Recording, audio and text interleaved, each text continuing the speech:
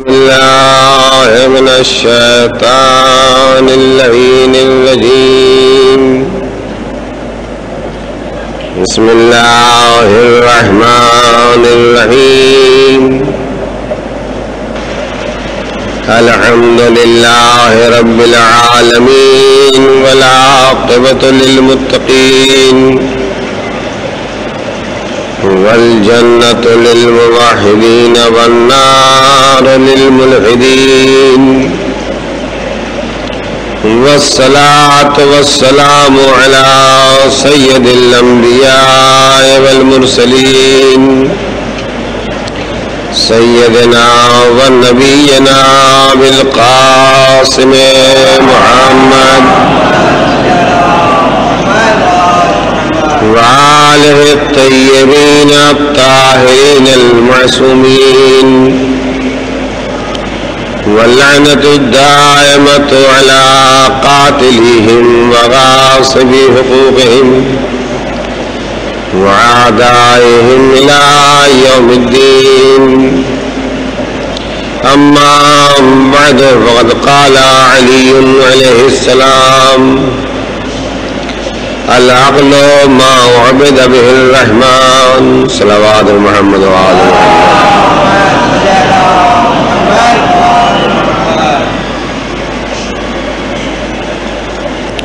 یہ بات میں آپ کے سامنے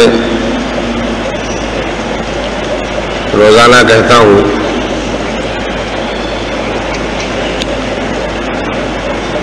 کہ ایک وہ چالاکی اور ہوشیاری ہے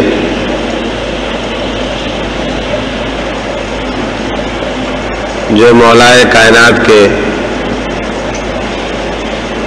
دشمن امیر شام میں پائی جاتی تھی.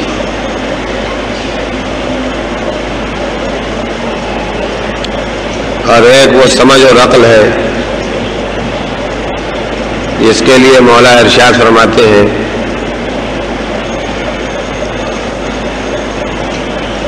کہ عقل اس سمجھ کا نام ہے جس کے ذریعے انسان خدا کی عبادت کرے، خدا کے احکام پر عمل کرے. لہذا ہمارا فریضہ ہے کہ اگر ہم مولا کے دشمنوں سے بیزار ہیں تو ہم کو اس سمجھ، اس چالاکی، اس ہوشیاری سے بھی بیزار رہنا چاہیے جس کو مولا کے دشمنوں نے اپنایا ہے اور استعمال کیا ہے. اور ہم کو اپنے سوچنے کا انداز ویسا رکھنا چاہیے جس کی تعریف مولا نے کی ہے کہ وہ سوچ، وہ سمجھ، وہ فکر عقل ہے جس کے ذریعے خدا پہچانا جائے اور جانا جائے. میں نے پچھلی تقریروں میں آپ کے سامنے اس بات کی تفصیل میں کہ بہت سے وہ مسائل جو عقل اور مذہب کے سلسلے میں پیدا ہوتے ہیں ان کو اگر ہم سمجھنا چاہتے ہیں تو ہمارا فریضہ ہے کہ پہلے ہم یہ پہچان لیں کہ عقل کس چیز کا نام ہے. پچھلے 2 دنوں میں نے آپ کے سامنے خاص طور سے اس بات کا تذکرہ کیا ہے کہ جیسے مال کے سلسلے میں 2 اچھی صفتیں پائی جاتی ہیں اور 2 بری صفتیں پائی جاتی ہیں. کنجوسی، فضول خرچی، یہ 2 بری صفتیں ہیں. سخاوت اور کفایت شاری، یہ 2 اچھی صفتیں ہیں. تو ویسے ہی جہاں عقل کو خرچ کرنا چاہیے اگر ہم وہاں عقل کو خرچ نہ کریں تو یہ عقل کی کنجوسی ہے جو بری صفت ہے. ویسے ہی جہاں عقل کو خرچ نہیں کرنا چاہیے اگر ہم وہاں خرچ کریں تو یہ عقل کی فضول خرچی ہے، یہ بھی بری صفت ہے. کل میں نے آپ کے سامنے عقل کی کنجوسی کے سلسلے میں یہ بات کہی تھی کہ آج کبھی کبھی ہمارے سامنے اس مسئلے کو اٹھایا جاتا ہے کہ دنیا میں جو ہزاروں مذہب پائے جاتے ہیں، ان ہزاروں مذہبوں کے درمیان سچے مذہب کا تلاش کرنا بہت مشکل ہے۔ کل کی میری تقریر آپ کے سامنے ہے، اسے مجھے دہرانا نہیں ہے۔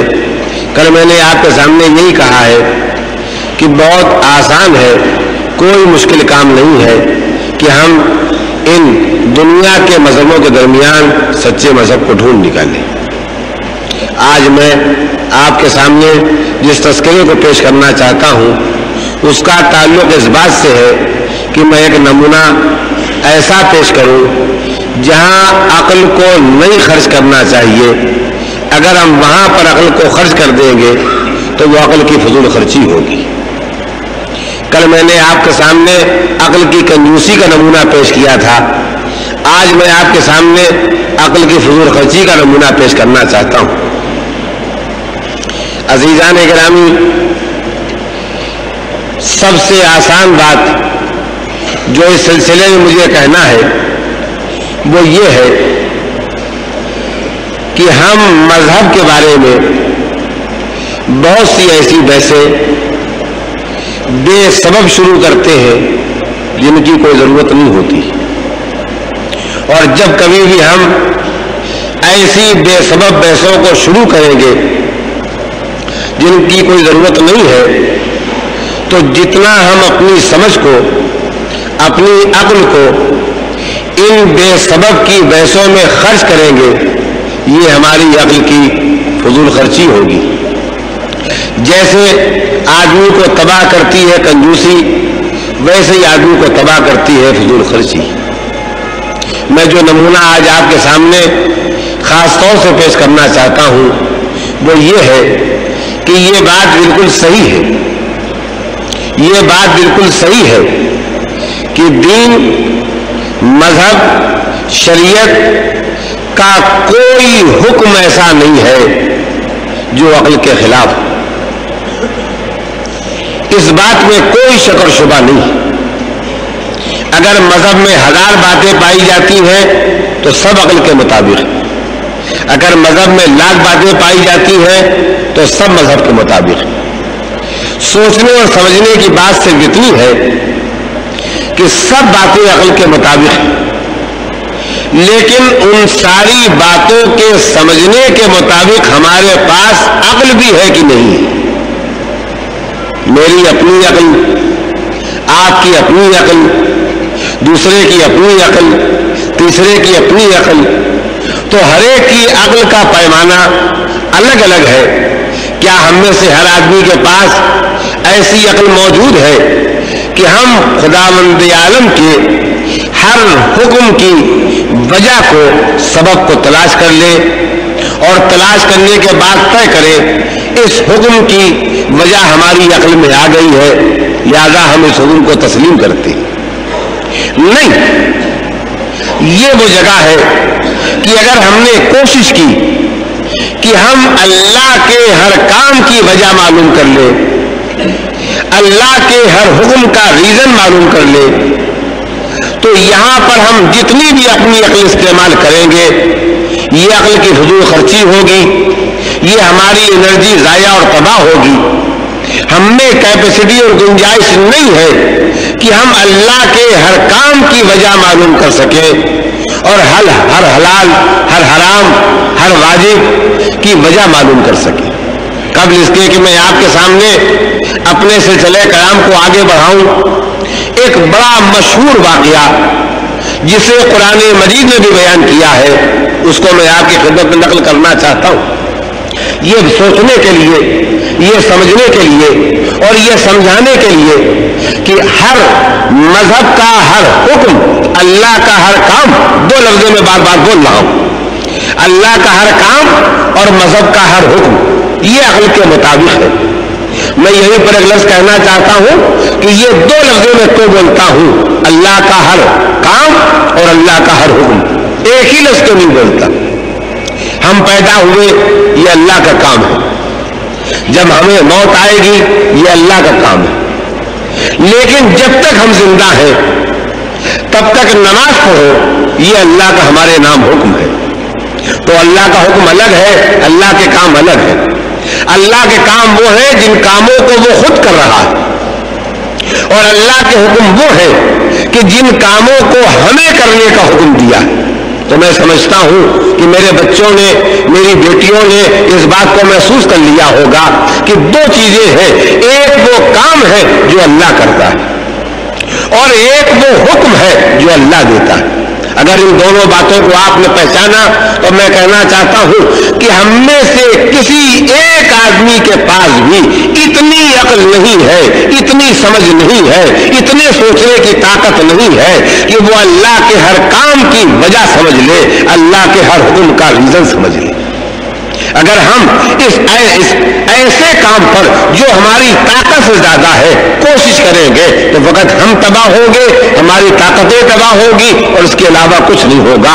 مثال کے طور پر میں جو واقعہ بیان کرنے جا رہا تھا اس واقعے کو بھی سناتا ہوں، لیکن ایک مثال اور پیش کر دوں تاکہ میرے بچے پورے طور پر مطمئن ہو جائیں۔ میں 10 کلو ویٹ وزن آرام کے ساتھ اٹھا سکتا ہوں، ایک ہاتھ میں 10 کلو لٹکا کے چل سکتا ہوں۔ میں نے اپنی ذمہ داری اور بڑھائی، 10 کلو دونوں ہاتھوں میں لٹکا لیے۔ اس کے بعد مجھے محسوس ہوا کہ میں اس سے زیادہ اٹھا سکتا ہوں، تو میں نے 40 کلو کا ایک بنڈل بنایا اور اسے کاندھے پر رکھ لیا، سر پر رکھ لیا۔ ایک آدمی ہے جو 1 کوئنٹل اٹھا سکتا ہے۔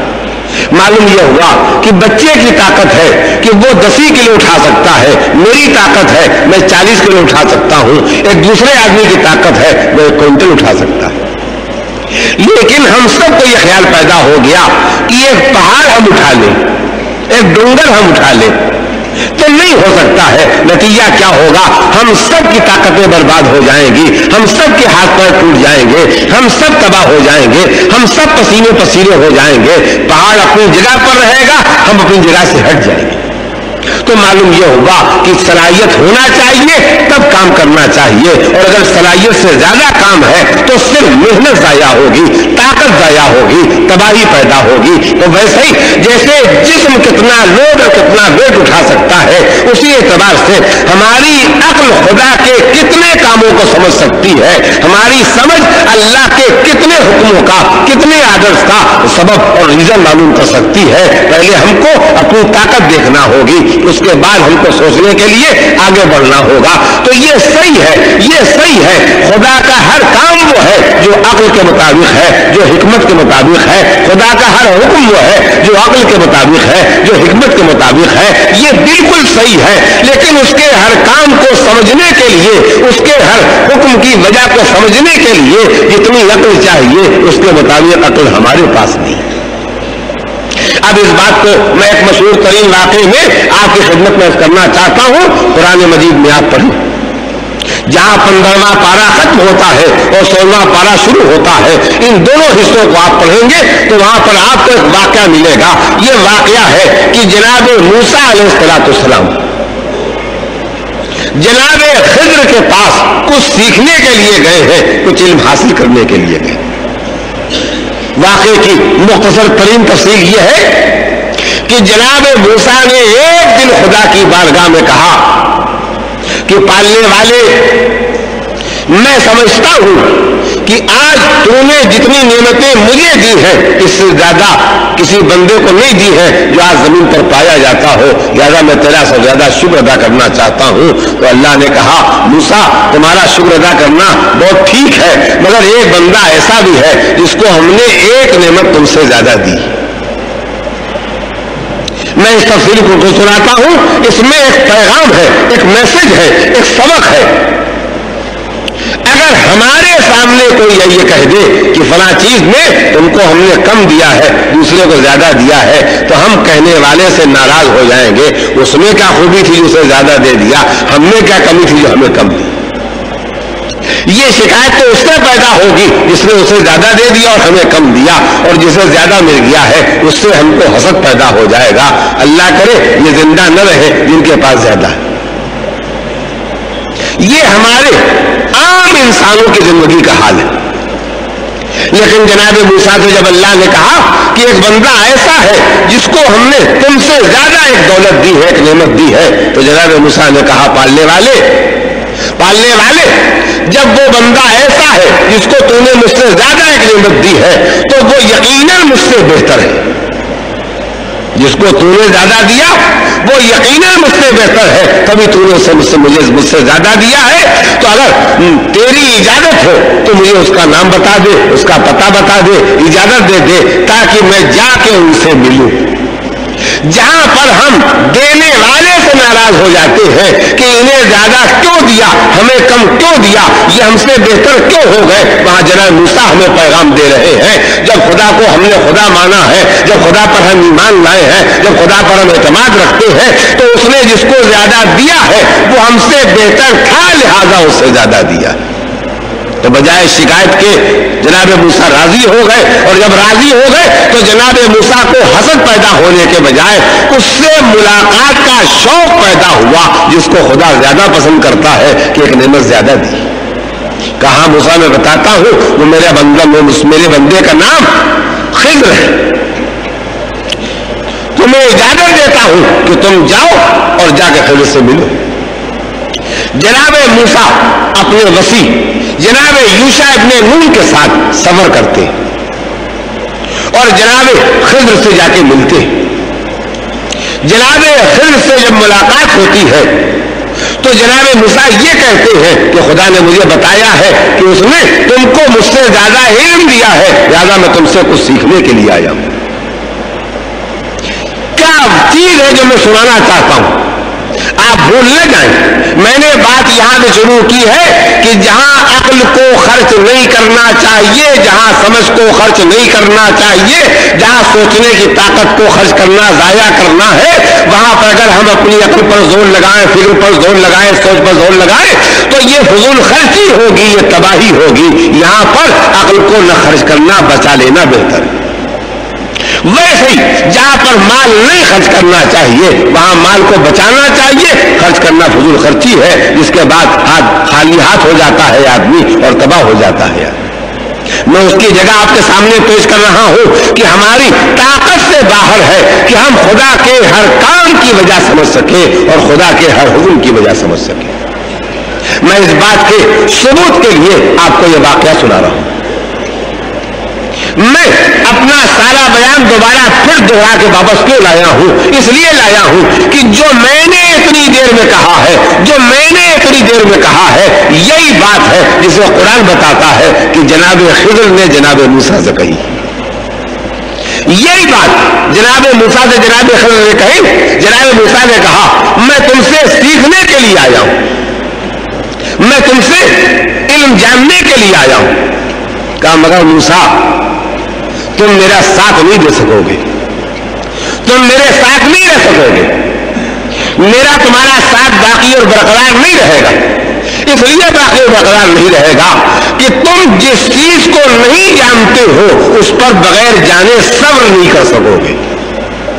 تو جناب موسیٰ نے کہا کہ نہیں اللہ کے نبی، مجھے آپ اپنے ساتھ رکھیں، مجھے موقع دے کہ میں آپ کے ساتھ رہوں اور آپ کا ساتھ دے سکوں۔ جناب خضر نے کہا اچھا تجربے کے لیے کوئی حرج نہیں، میں پھر ٹھہروں گا اور آگے بڑھنے سے پہلے اپنے ہر سننے والے بھائی بہن کو متوجہ کروں گا کہ یہ جناب موسیٰ اور جناب خضر اپنے درمیان ایک واقعے کو لا کے ہمارے آپ کے لیے ہمیشہ کے لیے ایک سمجھانے والا واقعہ حوالے کرنا چاہتے ہیں کہ جو چیز ہماری طاقت سے باہر ہے اس پر ہم صبر نہیں کر سکیں گے، اسے ہم برداشت نہیں کر سکیں گے، اس کا ہم ساتھ نہیں دے سکیں گے، تو بہتر ہے یہ کہ ہم وہاں پر اپنی عقل کو تباہ نہ کریں، خرچ نہ کریں، ضائع نہ کریں۔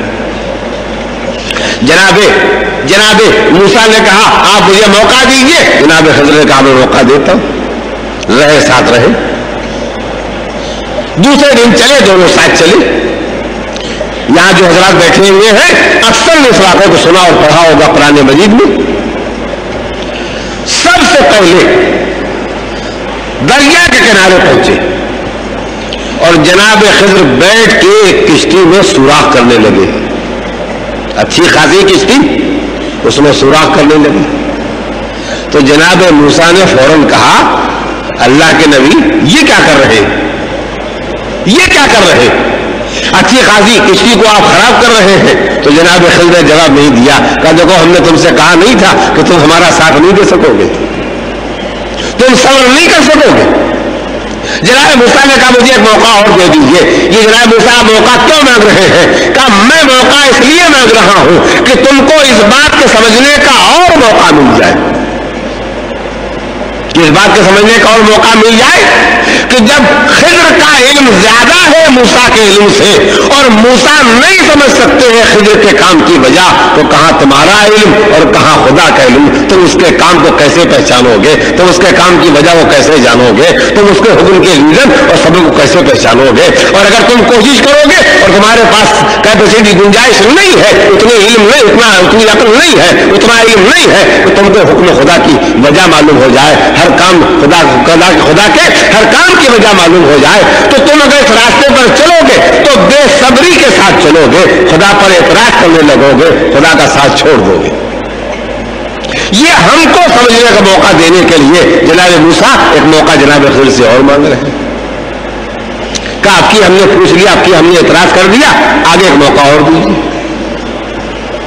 جناب خضر آگے چلے, ایک نوجوان ملا, اس نے قتل کر دیا. جناب موسیٰ نے فوراً کہا ایک اچھے خاصے آدمی کو آپ نے قتل کر دیا, یہ کیا کیا اللہ کے نبی؟ کہا ہم نے کیا کیا تو بات کی بات ہے, تمہارے درمیان تمہارے درمیان یہ طے تھا کہ تم صبر کرو گے, ساتھ دو گے, اعتراض نہیں کرو گے. کہا اچھا ایک موقع اور دے دیں. کہا ایک موقع اور لوں. ایک بستی سے گزرے, جناب موسیٰ بھی بھوکے, جناب خضر بھی بھوکے. بستی والوں نے کو کھانا دیا ہی نہیں, نہ کھلایا نہ ان کے ہاتھ بیچا کہ وہ کھا لے. دونوں اس بستی سے بھوکے نکلے. ایک دیوار گر رہی تھی, اسے سیدھا کر کے پھر سے بنا دیا. تو جناب خضر سے جناب موسیٰ نے کہا اللہ کے نبی جب یہ کام کرنا ہی تھا تو اس کام کرنے سے پہلے اجرت طے کر لیتے, اجرت میں کھانا لیتے تاکہ ہم لوگوں کی بھوک دور ہوتی. یہ آپ نے کام بھی کیا, دیوار سیدھی بھی ہو گئی, ہم بھوکے کے بھوکے بھی رہ گئے. جناب خضر نے کہا اچھا آپ بیٹھ جاؤ, اب بیٹھ جاؤ. 3 موقع تم نے مانگے, تینوں موقع ہم نے تم کو دیے. یہ جناب موسیٰ 3 موقع نہیں مانگ رہے ہیں, یہ جناب خضر 3 موقع نہیں دے رہے ہیں, یہ دونوں نبی مل کے ہم کو اور آپ کو 3 مرتبہ موقع دے رہے ہیں اس بات کے سوچنے اور سمجھنے کا کہ ہم زیادہ علم والے کے کاموں کی وجہ کو سوچ نہیں سکتے ہیں. جب سوچ نہیں سکتے ہیں تو اگر سوچنے کی کوشش کریں گے تو سوائے اعتراض کے اور کچھ نہیں کر سکیں گے, اور جب اعتراض کریں گے تو ساتھ چھوٹ جائے گا, ایمان باقی نہیں رہے گا, اعتماد باقی نہیں رہے گا.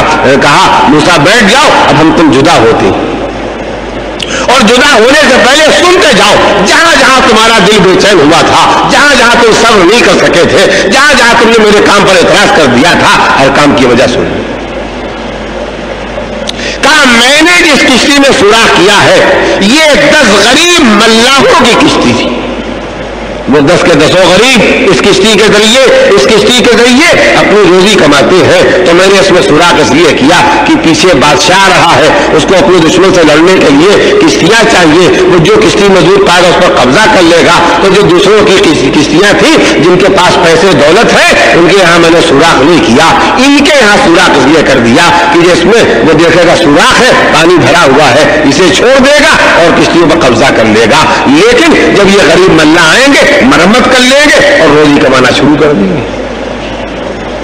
تو معلوم یہ ہوا کہ خضر کام صحیح کر رہے تھے مگر موسیٰ کو علم نہیں تھا, لہذا ان کی سمجھ میں جناب خضر کے کام کی وجہ نہیں آ سکتی ہے.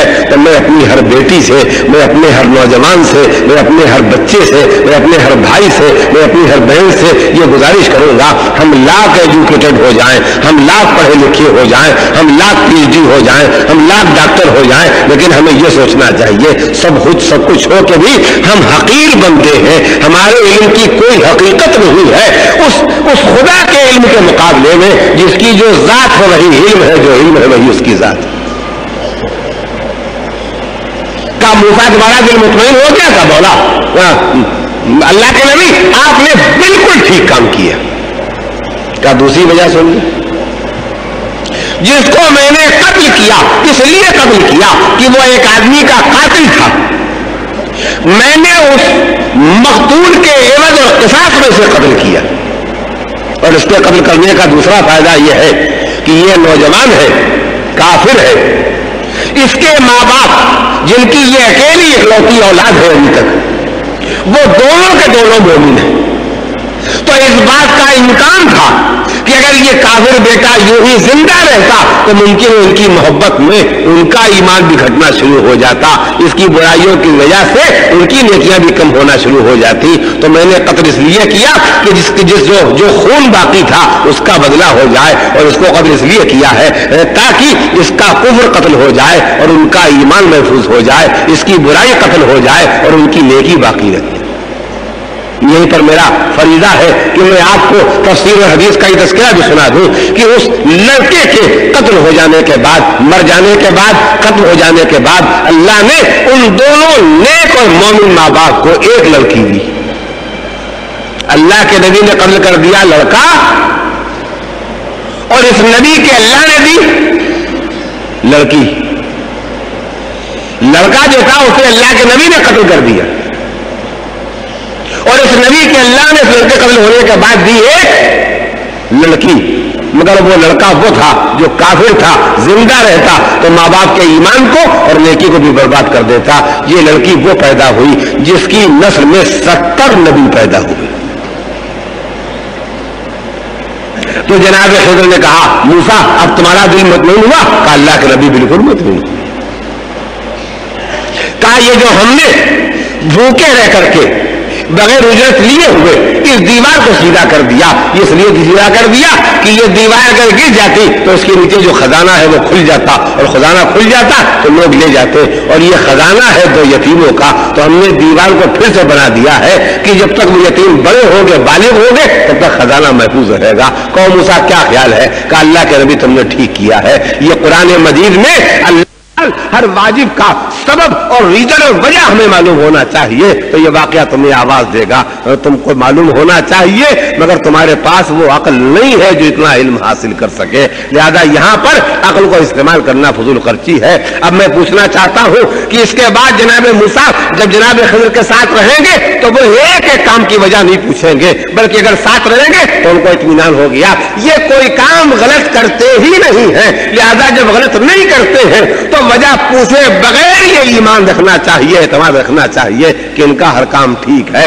یہی نام ہے اس ایمان کا جو ہم خدا پر رکھتے ہیں کہ جب اس سے کوئی کام غلط ہو ہی نہیں سکتا ہے تو ہم سر پھوڑی کر کے، اپنے لیے درد سر بول لے کر کے، اپنے لیے شک و شبہ پیدا کر کے، اپنے ایمان کو ظاہر کر کے کیوں عقل کی فضول خرچی کرے؟ کیوں نہ اس فیت اور یقین و اعتماد پر باقی رہے کہ یہ خالق عقل ہے، یہ خالق حکمت ہے، اس کی ذات اور علم اور حکمت میں فرق اور فاصلہ نہیں ہے، اس کا ہر کام صحیح ہوگا چاہے ہماری سمجھ میں آئے چاہے نہ آئے، اس کا ہر حکم صحیح ہوگا چاہے ہم کو ریزن معلوم ہو یا نہ معلوم ہو، لہذا ہمارا ایمان باقی رہے گا۔ اگر ہم یہاں پر اپنی عقل کو استعمال کریں گے تو شبہ میں پڑ جائیں گے، شک میں پڑ جائیں گے، تباہ ہو جائیں گے، ایمان ہمارا برباد ہو جائے گا۔ یہ عقل کی فضول خرچی کی جگہ۔ میں یہیں پر آپ کی خدمت میں دوسرا واقعہ کرنا چاہتا ہوں۔ یہ تو 2 نبیوں کا واقعہ تھا۔ ہمارے جو سمجھدار بچے یہاں بیٹھے ہیں وہ بھی اس بات کو جانتے ہیں کہ پیغمبر کے اصحاب میں 3 مخصوص صحابی ہیں، جناب سلمان، جناب ابو ذر، جناب مقداد۔ میں ان 3 کا تذکرہ صرف اس لیے کرنا چاہتا ہوں کہ ایک حدیث میں آپ نے سنا ہوگا کہ پیغمبر نے کہا ایمان کی 10 ڈگریاں ہیں، ایمان کے 10 درجے۔ 8 پر مقداد ہے، 9 پر ابو ذر، 10ویں پر سلمان ہے۔ اب یہ ایک ڈگری اور دوسری ڈگری کے درمیان کتنا فاصلہ ہے، کتنا کمال طے کرنا پڑتا ہے، اس کو ڈگری بتانے والا جانتا ہے، ہمارے آپ کے بس سے باہر ہے۔ اب میں آپ کی خدمت میں کرنا چاہتا ہوں کہ جناب ابو ذر جناب سلمان کے مہمان ہوئے۔ توجہ چاہتا ہوں، جناب سلمان کے مہمان ہوئے۔ देखा नीचे आग जल रही है और उस चूल्हे के ऊपर एक पतीली रखी, उसमें कुछ पक रहा है। पतीली उलट गई,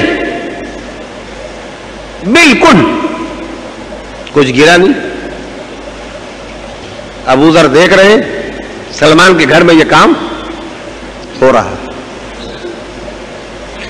दूसरा वाकया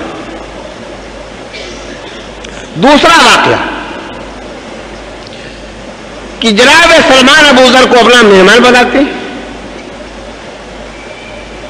चूल्हे पर पतीली है, उसमें जो कुछ है वो खोल रहा है और सलमान उसमें हाथ डालते हैं और निकाल के दे देते हैं। न हाथ जलता है, न छाला पड़ता है, न खाल उधड़ती।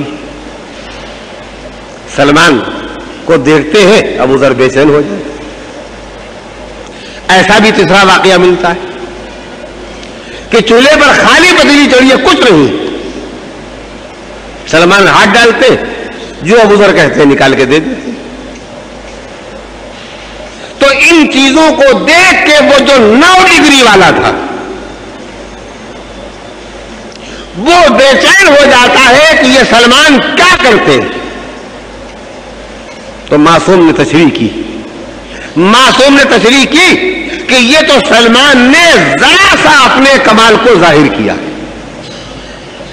सलमान के पास जितना इल्म है, सलमान के पास जितना कमाल है, सलमान के पास जितनी ताकत है, अगर उस पूरे इल्म को, उस पूरे कमाल को, उस पूरी ताकत को सलमान जाहिर कर दे तो अबू ज़र बर्दाश्त नहीं कर पाएंगे। जरा मासूम का फिक्रा सुनिए, अबू ज़र बर्दाश्त नहीं कर पाएंगे। अबू ज़र सलमान के दुश्मन हो जाएंगे और इस हद तक दुश्मन हो जाएंगे कि वो उनके कत्ल करने पर तैयार हो जाएंगे। आप इस बात के लिए परेशान न हो, मैं आपको मौलाए कायनात अमीरुल मोमिनीन अली इब्न अबी तालिब अलैहिस्सलाम एक फिक्रा जो आपने नज़्मुल बलागा में इरशाद फरमाया है उसकी तरफ तवज्जो करना चाहता हूं।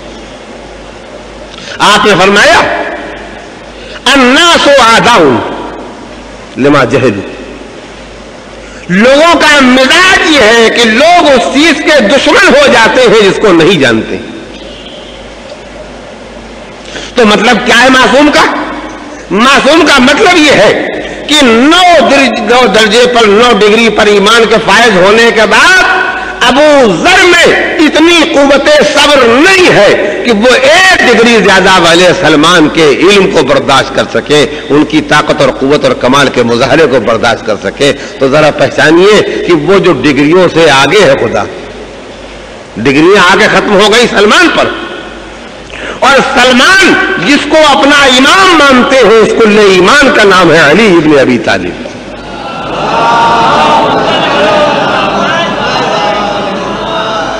और ये अली जिसको अपना नबी कहते हैं उसका नाम है मोहम्मद मुस्तफा सल्लल्लाहु अलैहि वसल्लम। और ये नबी जिस खुदा को अपना खुदा समझ के सजदा करता है उसका नाम है खुदा। तो जरा पहचानिए, कहां सलमान, कहां अली, कहां नबी, कहां खुदा।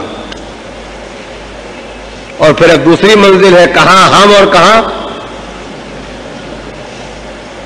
मिक़दाद। कहां हम, कहां सलमान, कहां अबू ज़र। तो इसके मानी यह है, इसके मानी यह है कि अगर हमने कोशिश की खुदा के हर राज को जानने की, खुदा के हर काम के रीजन को समझने की, खुदा के हर हुक्म के रीजन और सबब को समझने की, तो नतीजतन हम उसके दुश्मन हो जाएंगे, उसके हलाल और हराम के दुश्मन हो जाएंगे, उसकी शरीयत के दुश्मन हो जाएंगे, उसके दीन के दुश्मन हो जाएंगे। और यह शैतान का कारनामा होगा कि वो हमको हमारा ईमान छीन के हमको दुश्मन खुदा माज़ल्लाह बना देगा। तो मेरी इस तकरीर का मतलब यही है, मेरी इस मजलिस का महासल यही है कि मैं अपनी हर पढ़ी लिखी बेटी से, हर तालीम याफ्ता बहन से, अपने हर भाई से, हर एजुकेटेड नौजवान और बच्चे से गुजारिश करना चाहता हूं कि बिल्कुल सही है, इसमें कोई शक और शुबा नहीं है। खुदा का हर काम عقل کے مطابق ہے، خدا کا ہر حکم عقل و حکمت کے مطابق ہے، اس میں کوئی شک و شبہ نہیں ہے۔ بعض وقت اتنی سمجھنے کی ہے کہ ہمارے پاس اتنی عقل ہے کہ اس کے ہر کام کی وجہ کو، ہر حکم کی وجہ کو ہم سمجھ سکیں، اور اگر نہیں ہے اور ہم نے سمجھنے کی کوشش کی تو ہم پھٹ جائیں گے، ہم تباہ ہو جائیں گے۔ یہ عقل کی وہ فضول خرچی ہے جس سے ہم کو بچنا چاہیے۔ کل میں نے عقل کی کنجوسی بتائی تھی جس سے ہمیں بچنا چاہیے، آج میں نے عقل کی فضول خرچی بتائی ہے جس سے ہم کو بچنا چاہیے۔ میں آپ کی خدمت میں اس پوری تمہید کے بعد، پوری تفصیل کے بعد مجلس تمام کرتے ہوئے ایک بات کہنا چاہتا ہوں، اس کو پوری توجہ کے ساتھ سنیں تو سینکڑوں مذہب سے متعلق پیدا ہونے والے سوالات اور کوئسچن خود بخود حل ہو جائیں گے۔ ایک صلوات بھیج دیں محمد علی محمد۔ نہیں، ایک مل جل کے پڑھ دیجیے۔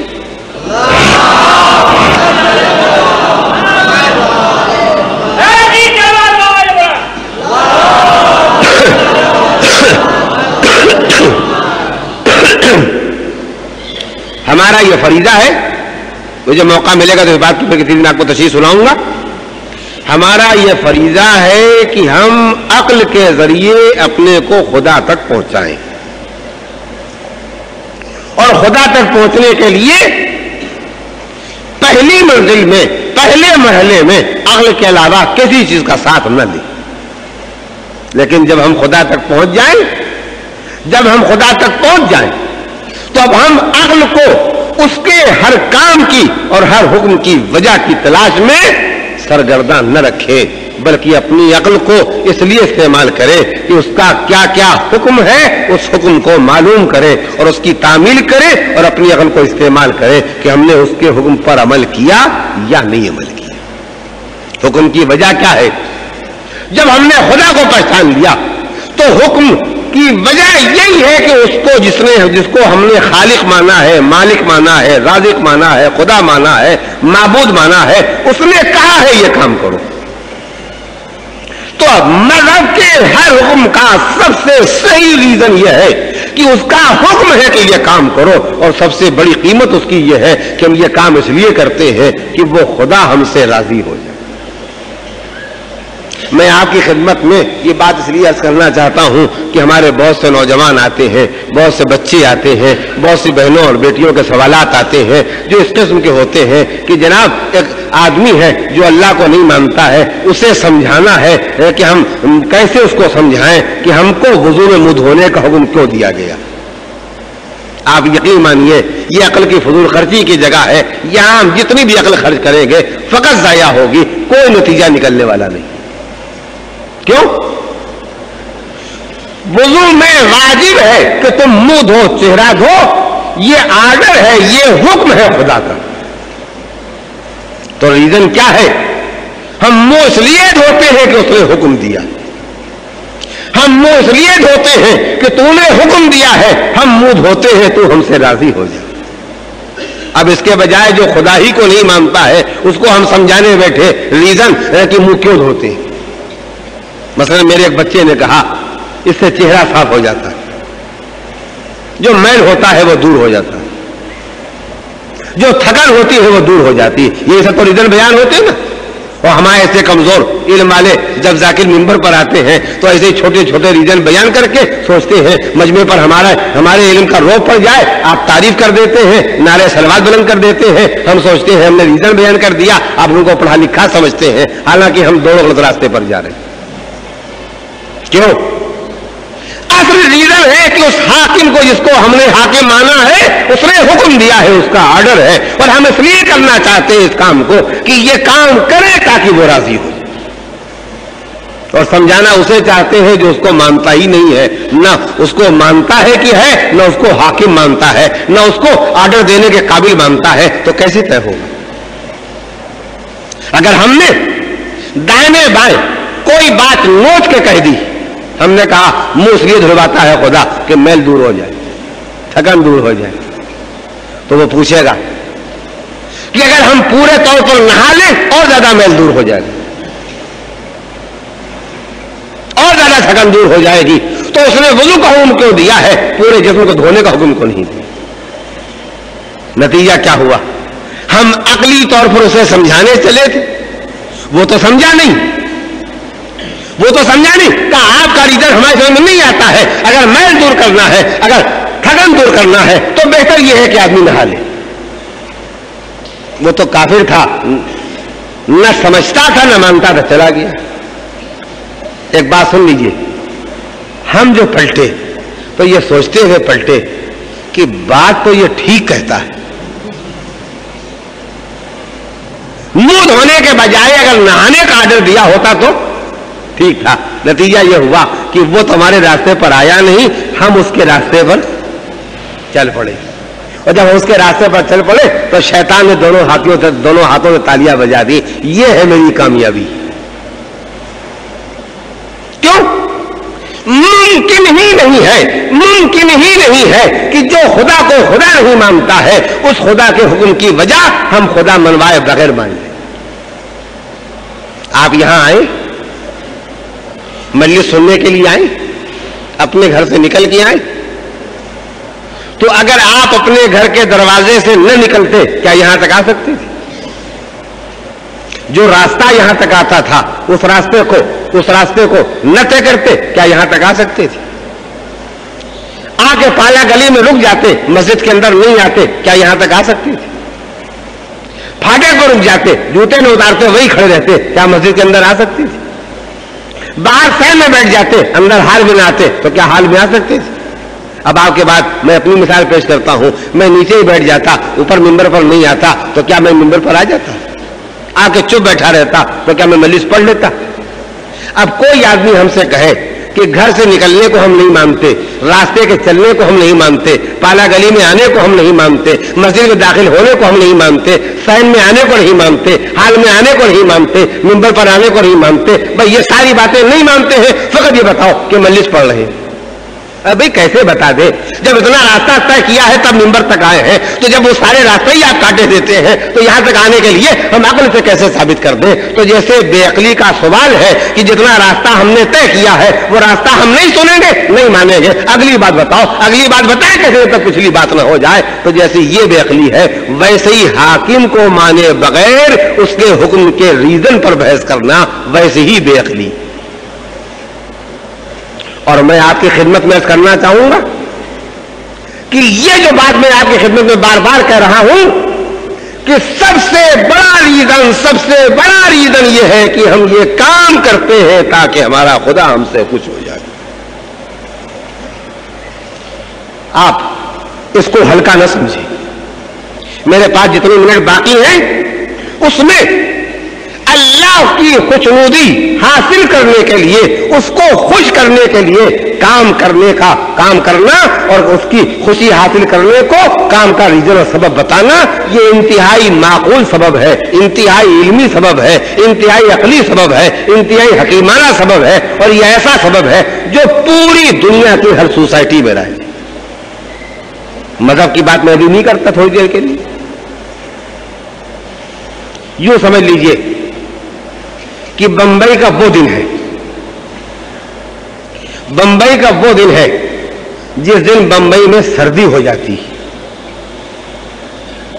जिस दिन बंबई में सर्दी हो जाती है, यानी हम यूपी वालों के लिए तो उस दिन में सर्दी नहीं होती, लेकिन यहां मालूम होता है कि हर फुटपाथ पर आग जल रही है, क्या हुआ? सर्दी हो गई। अच्छा, इसी के साथ एक बात और मिलाइए, उसी दिन पानी भी बरस गया। जिस दिन कोल्ड वेव आई, सर्दी की लहर आई, उसी दिन पानी भी बरस गया, और जरा कस के बरसा। पानी अभी रुका नहीं था कि जो साइक्लोन आते आते रुक गया है, इसने भी उसी दिन रुक कर लिया। तो कोल्ड वेव भी है, सर्दी भी है, पानी भी है, तूफान भी है, और इन सारी मुश्किलों में एक आदमी प्लास्टिक के थैले में एक चीज छुपाए हुए, सर्दी से कांपता हुआ, पानी में भीगता हुआ जा रहा है। और कैसे जा रहा है? कैसे जा रहा है? यूं जा रहा है कि उसके कपड़े उससे आगे जा रहे हैं। جو کپڑے اس کے جسم پر ہیں وہ پیچھے کپڑے آگے ہیں، اس لیے کہ سائیکلون کی ہوا جو ہے وہ اسے اڑائی دیتی. ہم نے پوچھا ہم گھر میں کیوں نہیں بیٹھتے؟ کہیں چھپ کے بیٹھو، سردی سے بچو، پانی سے بچو، اس طوفانی ہوا سے بچو. کہا نہیں، جانا ضروری ہے. ہم نے کہا اچھا جانا ہی ہے تو یہ جو تھیلا تم لیے ہو جسے بار بار اپنے قبضے میں کرتے ہو، ہاتھ سے چھوٹا جاتا ہے، اسی کو چھوڑ دو. کہا اسے چھوڑ دے تو جانا ہی بیکار ہو جائے گا.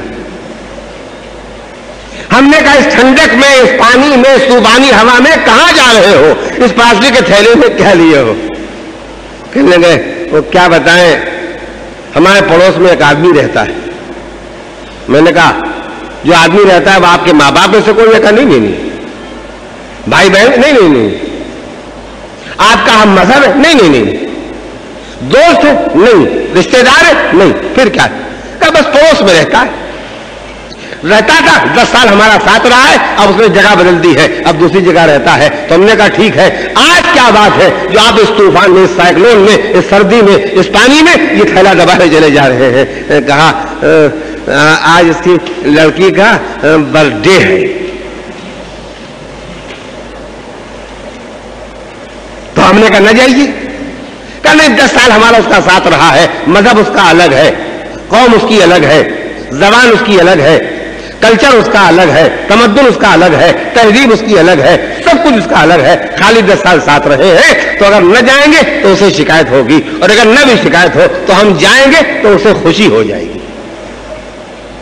تو فقط 10 سال ایک ایسا آدمی جو ہمارے برابر رہا ہے اس کی خوشی حاصل کرنے کے لیے ہم طوفانی ہوا کا مقابلہ کر رہے ہیں، ہم سردی کی لہر کا مقابلہ کر رہے ہیں، ہم برستے ہوئے پانی کا مقابلہ کر رہے ہیں. کیوں جائیں؟ تاکہ اس کی بیٹی کی پیدائش کا دن ہے، برتھ ڈے ہے، وہ خوش ہو جائے گا. تو معلوم ہوا ایک پڑوسی کی خوشی کی قیمت اتنی ہے. تو ہم نے کہا کل چلے جائیے گا. کل جائیں گے. تو یہ خوشی جو آج ہے یہ کل نہیں رہے گی. ہم نے کہا 1 گھنٹہ رک جاؤ، 1 گھنٹہ رک جاؤ، شاید ہوا رک جائے، پانی رک جائے تب جاؤ. کہا نہیں، اگر تب پہنچے جب کیک کٹ گیا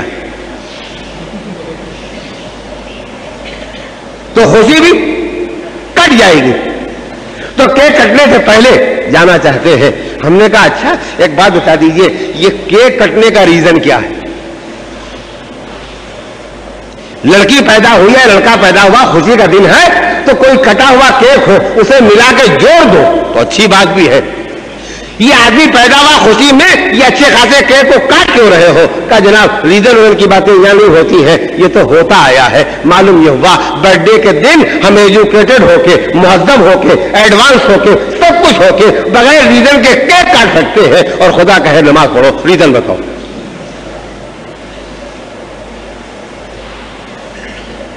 تو جتنے آدمی کہتے ہیں خدا نے کہا ہے نماز پڑھو، اس کا ریزن بتاؤ. ہم اس سے یہ پوچھنا چاہتے ہیں جب خدا کو خدا مان لیا ہے تو ریزن پوچھنے کا ریزن بتاؤ. یا تو انکار کرو کہ ہم خدا کو نہیں مانتے ہیں تو گفتگو خدا کے ماننے نہ ماننے پر ہو، لیکن جب خدا کو خدا مان لیا ہے تو کیا حق ہے ہم کو اس سے وجہ پوچھنے کا؟ تو معلوم یہ ہوا ایک پڑوسی کی خوشی کے لیے ہم سردی جھیل سکتے ہیں، ہم طوفانی ہوا جھیل سکتے ہیں، اور ہم بھیگتے ہوئے جا سکتے ہیں. ٹائم پر پہنچیں گے. معلوم ہوا ٹائم پر پہنچنے کی بھی کوئی قیمت ہے. اب پہچانیے نماز کو قضا پڑھنا اور ہے اور نماز کو ادا پڑھنا. ہم نے کہا آپ دیر تک سوتے ہیں. کہا جیسے ہی اٹھتے ہیں ویسے ہی صبح کی نماز پڑھ لیتے ہیں. تو وہاں تو یہ دور ہے کہ کیک کٹنے کے بعد پہنچیں گے تو یہ خوشی نہیں رہے گی. تو اگر خدا کو خوش کرنا ہے تو جس وقت اس نے کہا اس وقت کہو. وہ کہتا ہے جیسے ہی وقت آئے ویسے ہی پڑھو گے میں زیادہ خوش ہو جاؤں گا. تو اگر پڑوسی کی خوشی کی قیمت ہے، اب ذرا میں ڈگریاں شروع کر رہا ہوں. اگر پڑوسی کی خوشی کی قیمت ہے تو پھر باپ کی خوشی کی قیمت کیا ہونا چاہیے؟ ماں کی خوشی کی قیمت کیا ہونا چاہیے؟ اور جب ان کی خوشی کی قیمت ہے جن کے ذریعے ہم پیدا ہوئے ہیں تو جس نے پیدا کیا ہے اس خدا کی خوشی کی قیمت کیا ہوگی؟ اور میں آپ کی خدمت میں बात आज ही मुकम्मल करते हुए ये फकरा भी कहना जरूरी समझता हूं कि कभी ये धोखा न हो, कभी ये ख्याल न पैदा हो, खुदा को खुश होने से क्या फायदा है। देखो शैतान तो सब जगह दांव से बात नहीं आता ना, हम सब समझा ले गए, उनका ठीक है हम खुदा की खुशी के लिए सब कर देंगे, मगर खुदा को खुश होने की क्या जरूरत है। तो वो भी सुन लीजिए, खुदा को खुश होने की कोई जरूरत नहीं। हमारे किसी काम से उसकी जो खुशी पैदा होती है वो वैसी खुशी नहीं है जैसे हमें खुशी पैदा होती है। हम बेकार थे, नौकरी मिल गई, जो खुशी हमें पैदा होती है। बच्चा नहीं होता था, बच्चा हो गया, जो खुशी हमें पैदा होती है। मुकदमे में फंस गए थे, छूट गए, जो खुशी हमें पैदा होती है।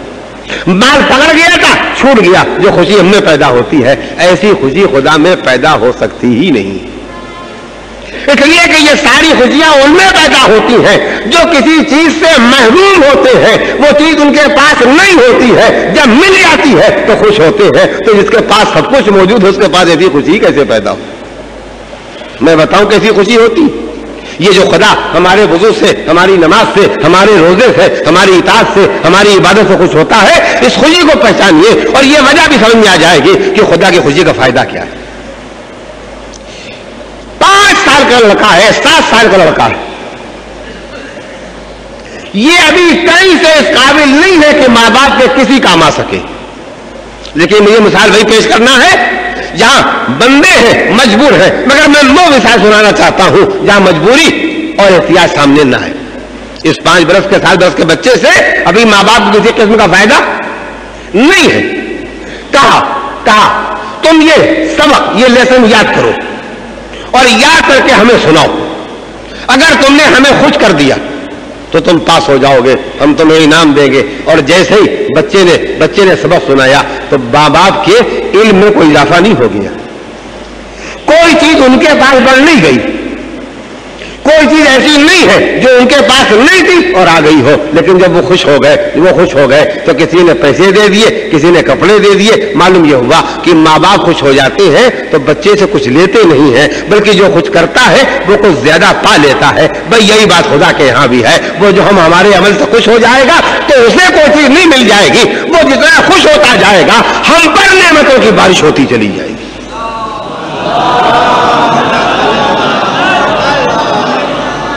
बड़ी अजीब बात है कि जब ईमान की मंजिल आती है, जब दीन की मंजिल आती है तो हम कदम कदम पर अड़ जाते हैं। और जब किसी एग्जाम में हम बैठते हैं तो हमारे दिल में तमन्ना होती है फर्स्ट डिवीजन नहीं आए, फर्स्ट पोजीशन आ जाए।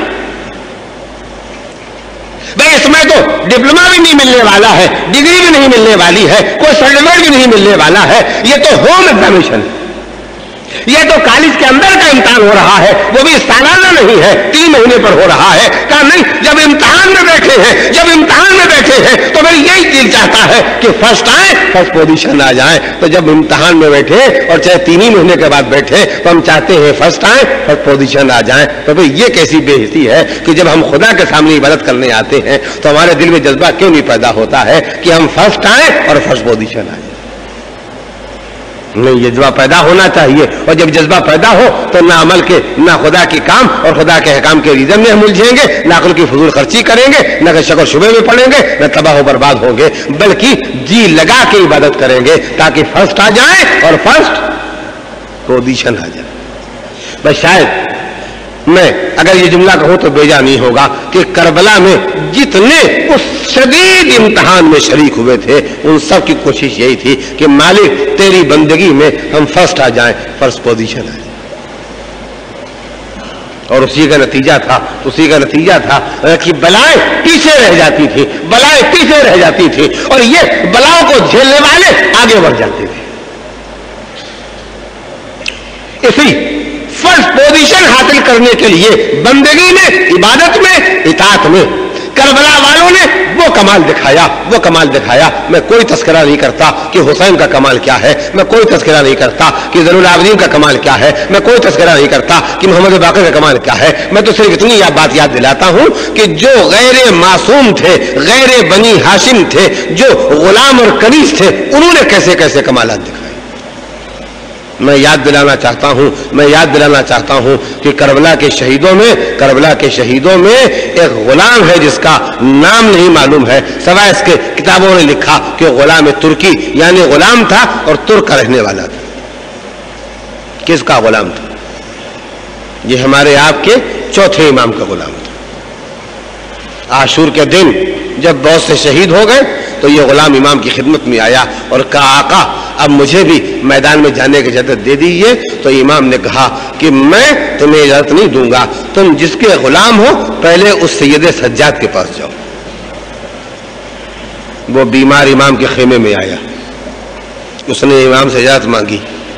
امام نے کہا تم نے زندگی بھر ہمارا ساتھ دیا ہے، تم نے ہماری خدمت کی ہے، ہم نہیں چاہتے ہیں کہ تم ہمارے لیے جان دو، ہم نہیں چاہتے ہیں کہ تمہاری لاش کو خون میں ڈوبا ہوا دیکھیں۔ لیکن اس نے کہا نہیں مولا، جب زندگی بھر ہم نے ساتھ دیا ہے تو آج کے نازک موقع پر ہم آپ کا ساتھ چھوڑ دیں، یہ ممکن نہیں ہے۔ تو آپ سنیں اور سوچیں کہ امام زین العابدین نے بہت زیادہ رو کے اس کو سینے سے لگا کے اور دیر تک رو کے اس کو رخصت کیا ہے، اور جب وہ رخصت ہو کے چلا تو وہ چیخ مار کے روتا ہوا جا رہا تھا، اور بنی ہاشم کے ایک ایک خیمے پر کھڑا ہوتا تھا اور آواز دیتا تھا خیمے والوں اس غلام کا سلام لے لو، میں جا رہا ہوں۔ زینب کے خیمے پر آ کے سلام کیا، ام کلثوم کے خیمے پر آ کے سلام کیا، رباب کے خیمے پر آ کے سلام کیا۔ اس طرح سے یہ چوتھے امام کا غلام تھا جو کربلا کے میدان میں گیا ہے۔ میں آج آپ کی خدمت میں اپنے بیان کو ختم کرتے کرتے یاد دلانا چاہتا ہوں کہ آج شب شہادت امام زین العابدین ہے۔ وہ آج کی صبح کو دنیا سے بوٹ گیا ہے جس نے 35 سال تک باپ کو مرنے کے بعد، باپ کی شہادت کے بعد باپ کا گریہ کیا ہے، باپ کا ماتم کیا ہے، باپ کا غم کیا ہے، اور کیسا غم کیا ہے۔ ایک مرتبہ کسی شخص نے امام کی ایک خاص کنیز سے پوچھا تھا کہ تم یہ بتا سکتی ہو کہ امام کی زندگی کیا تھی، کیا مختصر سننا چاہتے ہو یا تفصیل سے سننا چاہتے ہو؟ اس نے کہا مختصر سننا چاہتے ہیں۔ کہا سنو، جب سے میں امام کی خدمت کر رہی ہوں میں نے کسی رات بستر نہیں بچھایا، اس لیے کہ میرا امام رات بھر عبادت خدا کرتا ہے، اور جب سے میں امام کی خدمت کر رہی ہوں میں نے کسی دن دوپہر کو دسترخوان نہیں لگایا، اس لیے کہ میرا امام روزہ رکھتا ہے۔ تو وہ جو ساری زندگی روزہ رکھتا تھا وہ شام کو نماز مغرب پڑھنے کے بعد، نماز عشاء پڑھنے کے بعد، اس کے تعقیبات اور وظائف کو ختم کرنے کے بعد تشریف لاتے تھے، اور تشریف جب لاتے تھے تو ان کے سامنے دسترخوان بچھایا جاتا تھا، اس پر کھانا رکھا جاتا تھا، اس پر پانی رکھا جاتا تھا۔ دن بھر روزہ رکھنے والا، سال کے سال روزہ رکھنے والا، جب اس کے سامنے شام کو پانی آتا تھا، شام کو کھانا آتا تھا تو سید سجاد رونے لگتے تھے، اور اتنا روتے تھے کہ ان کی آنکھوں سے آنسوؤں کی جھڑی لگ جاتی تھی، وہ آنسو کھانے میں گر جاتے تھے، وہ آنسو پانی میں گر جاتے تھے، دسترخوان بدلا جاتا تھا، کھانا ہٹایا جاتا تھا، پانی ہٹا لیا جاتا تھا۔ کیوں؟ بے چین ہو کے کہتے تھے، اور کیا کہتے تھے؟ بار بار ایک ہی فقرہ کہتے تھے، کیا کہتے تھے؟ قد قتل ابن رسول اللہ واللہ افشانہ، خدا کی قسم رسول کا بیٹا حسین پیاسا ذبح کیا گیا، حسین پیاسے ذبح کیے گئے، اور اسی کا نتیجہ تھا کہ رات کو جب افطار کے لیے بیٹھتے دسترخوان پر تب روتے تھے، اور دن میں جب کبھی وضو کے لیے پانی لایا جاتا تھا تو بے چین ہو جاتے تھے، اور اتنا روتے تھے کہ وہ آنسو اس پانی میں شامل ہو جاتے تھے، اور وہ پانی آب مذاب بن جاتا تھا، وضو کرنے کے قابل نہیں رہ جاتا تھا۔ کیوں اتنا بے چین ہوتے تھے سید سجاد؟ کا کیسے بے چین نہ ہوں جب میرے سامنے پانی آتا ہے تو مجھے اپنے باپ کا وہ چہرہ یاد آ جاتا ہے جو مجھے وہ رخصت کرنے کے وقت آئے تھے۔ میں نے اپنے باپ کے کٹے ہوئے سر کو نوکے نیزہ پر دیکھا ہے، مجھے اپنے باپ کے سوکھے ہوئے ہونٹ یاد آ جاتے تھے۔ میں پانی کو دیکھنے کے بعد کیسے بے چین نہ ہوں، اس لیے کہ میرے کان میں آج تک وہ آواز آ رہی ہے کہ میدان سے میرا بھائی اکبر پلٹا ہے، اور پلٹنے کے بعد کہہ رہا ہے بابا ہتھیار گرم ہو گئے ہیں، پیاس سے بے چین ہو گیا ہوں، اگر ایک گھونٹ آپ پانی پلا دیتے تو میں دشمن دونوں کو مزہ چکھا دیتا. اور میرا باپ ساقیے کوثر کا بیٹا ہونے کے بعد میرا باپ اپنے نوجوان سے کہہ رہا تھا بیٹا نوجوان اکبر تمہارا باپ بڑا مجبور ہے, تمہیں پانی تو نہیں پلا سکتا ہے, اچھا میری زبان چوس لو شاید تمہیں تسلیم ہو جائے. سید سجاد کہتے ہیں میرے کان میں آج تک اکبر کی آواز آ رہی ہے کہ اکبر نے منہ میں زبان لے کے اپنا منہ ہٹا لیا, کہا بابا آپ تو مجھ سے زیادہ پیاسے ہیں, آپ کی زبان تو مجھ سے زیادہ خشک ہے. اور اس کے بعد جب جانے لگے تو حسین نے کہا لو یہ انگوٹھی اپنے منہ میں رکھ لو اور جاؤ اکبر تھوڑی دیر میں تم شہید ہوگے اور جام کوثر سے تمہارے جد رسول اللہ تمہیں سیراب کریں گے. سید سجاد آواز دیں گے, آج تک میرے کان میں آواز آ رہی ہے کہ گھوڑے سے گرنے کے بعد میرے نوجوان بھائی نے آواز دی تھی بابا آخری سلام